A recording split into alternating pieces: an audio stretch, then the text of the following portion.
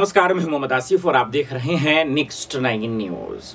बृजभूषण शरण सिंह को पद से हटाने के बाद पहलवान खिलाड़ियों ने जो ऐलान किया वो हम सबको सुनना चाहिए। पहलवान खिलाड़ियों ने जो बातें कही हैं वो हम सबको समझना चाहिए। बजब्ते लेटर लिख कर उन्होंने दिया, क्या कहा है उन्होंने मोदी जी से, महिला सांसदों से, चाहे वो स्मृति ईरानी हो, निर्मला सीतारमण हो, तमाम लोगों से क्या आह्वान किया है वो अब समझने का वक्त आ गया। तो चलिए पहले दिखाते हैं वीडियो की खुद प्रेस कॉन्फ्रेंस कर क्या कुछ कह रही है। और सबसे पहले मैं बताना चाहूंगा कि जो कल एक स्टेटमेंट आई है ओलंपिक एसोसिएशन ने जो WFI को भंग किया है, तो वो खिलाड़ियों का जो भारत की बेटियों का जो न्यायिक लड़ाई उसमें जीत का पहला कदम रखा है, क्योंकि पूरी बॉडी को भंग किया गया है और ये हमारी लड़ाई की शुरुआत हो चुकी है, पहली जीत है हमारी। और उसके बाद लगातार जारी रहेगी लड़ाई जब तक न्याय नहीं मिल जाता।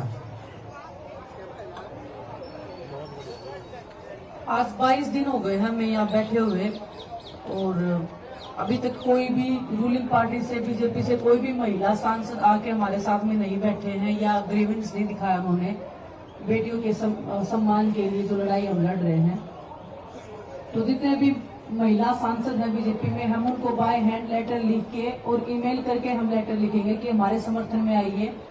और जो भी आप बेटी बचाओ बेटी पढ़ाओ का जो आप नारा देते हैं या जो भी महिलाओं के सम्मान की आप बात करते हैं, तो हम भी आपकी बेटियां हैं, हम भी इसी समाज से हैं, तो हमारे भी मान सम्मान की लड़ाई हम लड़ रहे हैं, तो वो हमारे समर्थन में आए। तो उसके लिए हम उनको एक ओपन लेटर लिख रहे हैं। हमारे जो साथी रेसलर है वो उनके घर पे जाके बाय हैंड वो डिलीवर करके आएंगे और हम ईमेल से भी उनको वो लेटर सेंड करेंगे ताकि उन तक वो लेटर पहुंचे। और क्योंकि हमें लगता है कि 22 दिन हो गए, शायद हमारी आवाज उन तक पहुंच नहीं रही है, शायद आप लोग उन तक हमारी आवाज पहुंचाने में असमर्थ हैं, ऐसे लग रहा है, क्योंकि अभी तक वो हमारे पास आए नहीं है। तो हमने ये कोशिश की है कि हम जो महिला सांसद हैं उनके घर भी बहन बेटियां हैं, उनकी भी बहनें हैं, तो उन तक हम अपनी आवाज पहुंचाएं, क्योंकि वो आवाज उन तक जाएगी तो शायद हमें ऐसे लगता है कि वो हमारे यहाँ हमारे समर्थन में आएंगी। क्योंकि ये सिर्फ हमारी रेसलिंग की लड़ाई नहीं है, ये देश की हर उस बेटी की लड़ाई है, हर उस बहन की लड़ाई है जो इंसाफ मांग रही है आज देश से। सबसे पहले तो सभी का बहुत बहुत धन्यवाद। आप लगातार 22वें दिन भी इतना समर्थन सब सपोर्ट कर रहे हो, तो आपका बहुत बहुत धन्यवाद। और मैं कहना चाहूंगी कि मेरे सभी सभ्य समाज के लोगों, अपनी बेटियों के सिर पर हाथ रख के कसम खा के देखो कि हम एक अपराधी के खिलाफ लड़ाई लड़ रहे हैं। अगर वो चौराहे पर आके भी बोल दें और हम पूरे देश के सामने बोल रहे हैं और वो अपराधी है, और इसके लिए बहुत ताकत चाहिए लड़ने के लिए और आप सबका समर्थन चाहिए।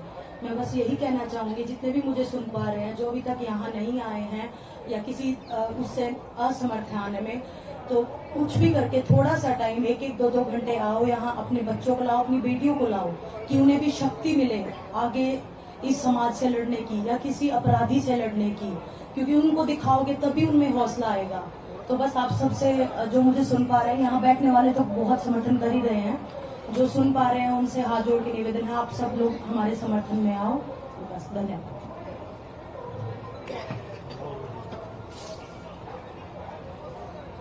हम सभी से एक रिक्वेस्ट करना चाहते हैं, परसों सभी अपने अपने जिला मुख्यालय के सामने जाके ज्ञापन दें और एक सत्याग्रह आंदोलन की हम मांग करते हैं। हम आप लोगों से रिक्वेस्ट करते हैं, हाथ जोड़कर आप लोगों से विनती करते हैं कि 16 तारीख को अपने अपने जिला मुख्यालय के सामने जाएं, ज्ञापन दें जिला मुख्यालय में जाके और सत्याग्रह करें एक दिन के लिए हमारे समर्थन में, देश की बेटियों के सम्मान और मान सम्मान की लड़ाई में। तो आप सभी से रिक्वेस्ट है कि, और आप मीडिया से भी रिक्वेस्ट है कि प्लीज हमारी आवाज को पूरे देश तक, पूरे जन जन तक पहुंचाएं, क्योंकि आप लोगों में जो ताकत है वो देश के किसी भी कोने तक बात पहुंचाने की, तो वो हम आप लोगों से रिक्वेस्ट कर रहे हैं कि आप भी इस चीज में, इस मुहिम में जुड़ना चाहते हैं तो आप हमारा इस तरह से समर्थन कर सकते हैं। और जितना भी आप लोग सपोर्ट कर रहे हैं उसका हम एज ए लड़की होने के नाते हमें अभी प्राउड भी फील होता है कि हम बहुत लेट कर दिया ये आवाज उठाने में। हमें नहीं पता था कि हमारे जो परिवार के लोग हैं वो हमारे इतने साथ में खड़े हो जाएंगे इस लड़ाई में। तो बहुत ज्यादा प्यार और सम्मान हमें मिल रहा है और मैं चाहूंगी कि देश की हर उस बेटी को जो न्याय के लिए मांग कर रही है या उसके मन में झिझक है, कि एक बार एक कदम घर से बाहर निकाल के तो देखो आपके लिए पूरा देश खड़ा ना हो जाए तो हमें बोल देना। धन्यवाद। कोई हाँ जी, लेटर भी है हमारे पास में। लेटर है सभी हमारे पास में, हम आप लोगों को दिखा सकते हैं। अगर पिक्चर्स क्लियर आ जाए तो आप लोग निकाल सकते हैं। और ये सारी तो ठीक है, ग्रुप में डाल ये सभी लिस्ट है जिनको हम महिला सांसद जितने भी बीजेपी से हैं हम उनको भेज रहे हैं। ये ग्रुप में डाल देंगे, ग्रुप में डाल देंगे। हमने जो ग्रुप बनाया है आप सभी मीडिया वालों के लिए, तो हम उसमें भी डाल सकते हैं अगर पिक्चर्स क्लियर नहीं आ रही तो। कोई क्वेश्चन हो तो प्लीज आप पूछ सकते हैं, अदरवाइज हमारे लिए आज का हो गया है। चलो धन्यवाद जी, थैंक यू।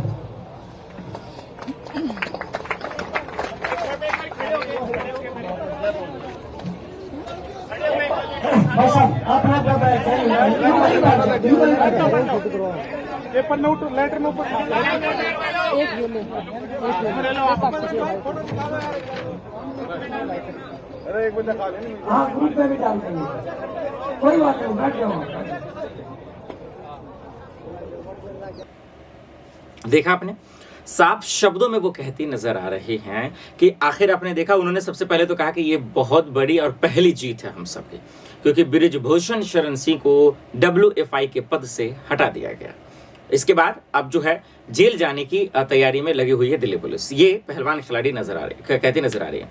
हम सब ने देखा ये मामला सुप्रीम कोर्ट में भी गया, कोर्ट में जाने के बाद ही FIR दर्ज हुई है। FIR दर्ज होने के बाद ही किस तरीके से ये कहते नजर आए कि दरअसल जो है उनको जेल भेजना चाहिए, जेल में जाना जरूरी है। दरअसल इन सब के बीच में अब जो सबसे बड़ा सवाल और अहम सवाल है वो ये कि आखिर क्या चाहते हैं बृजभूषण शरण सिंह, और कर्नाटक के दिन जब नतीजे आए तो उसी दिन उनको क्यों हटाया गया। ये तमाम अहम सवाल जो चुभ रहे हैं। क्या अब धरना खत्म होने वाला है पहलवान खिलाड़ियों का, क्योंकि उनकी मांग सिर्फ एक है, जेल। तो अब जिस तरीके से कर्नाटक के चुनाव हारे मोदी सरकार और तुरंत इनका पद से हटा दिया गया, तो उसके बाद अब सवाल ये उठ रहे हैं कि क्या जेल जाते ही धरना खत्म हो जाएगा, क्योंकि उनकी मांग आखिरी यही है। तो अब मोदी सरकार चाहे तो ये कर सकती है, लेकिन सवाल ये है कि क्या वो जेल जाएंगे, क्योंकि यही चीजों को लेकर उन्होंने महिलाओं से खास करके और महिला सांसदों से ये आह्वान किया है कि आइए हमारा समर्थन कीजिए, कम से कम आप तो आवाज उठाइए। तो इन सब के बीच में अब ये देखना पड़ेगा कि दरअसल उन्होंने लेटर तो लिख दिया, तमाम चीजें कहीं, क्या वाकई में इन्हें इंसाफ मिल पाएगा। इसको हालांकि पद से हटाने के बाद जो इस्तीफा हुआ उसको पहली जीत बता रहे हैं पहलवान खिलाड़ी। अब देखना होगा कि आगे की रणनीति क्या रहती है, दिल्ली पुलिस अब क्या कुछ करती है, ये एक बड़ा सवाल रहेगा। देश दुनिया की बड़ी खबरों के लिए देखते रहे नेक्स्ट टाइम न्यूज। नमस्कार।